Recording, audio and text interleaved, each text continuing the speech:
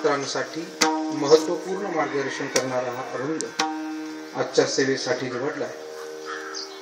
प्रत्येकाला शाश्वत येणारा मृत्यू आणि त्या मृत्यूच्या पाठीशी असलेलं भय, या भयभीत अवस्थेमध्ये जगणारा समाज तुकोबाराय पाहतात आणि महाराजांना असं वाटतंय की कुठेतरी या सर्व जीवमात्रांना मृत्यूचं सत्य काय हे उलगडून सांगणं आवश्यक आहे।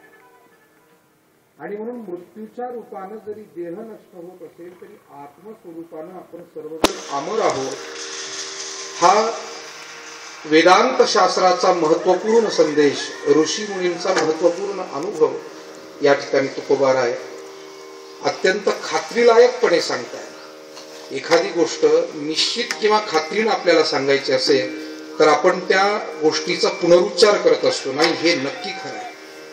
तसं महाराजांनी या ठिकाणी द्विरुक्ती केलेली आहे। ते म्हणतात आपण अमर आहोत ही गोष्ट साधारण समजू नका, ही नक्की आहे आणि म्हणून अमर आहात, अमर आहात, आपण अमर आहोत। आणि एवढंही ऐकून जर आपल्याला पटत नसेल तर मग आपण विचार करा याच्यावर, खरे की पहा खोटे हे।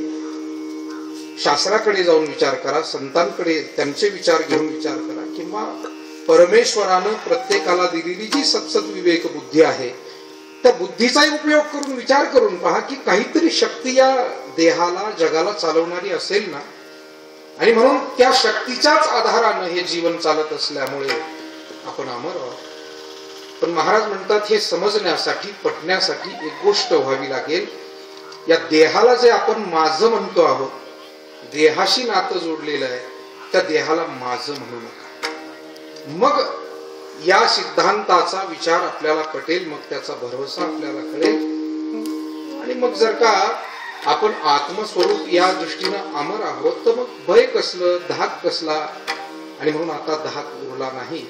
मग शेवटी महाराजांना काही जिज्ञासू मंडळींनी, अभ्यासूंनी प्रश्न केला की महाराज तुमचं म्हणणं आम्हाला कळलेलं आहे, देह म्हणजे आम्ही नाही, आम्ही म्हणजे अमर आहोत, पण मग नेमकं आम्ही कोण आहोत? तर महाराज सांगतात आपण सर्वजण ईश्वराचे अंश आहोत, म्हणजे एका अर्थानं ईश्वरच आहोत। देवची बरे, देवची बरे, तुका म्हणे खरे तुम्ही विठाला।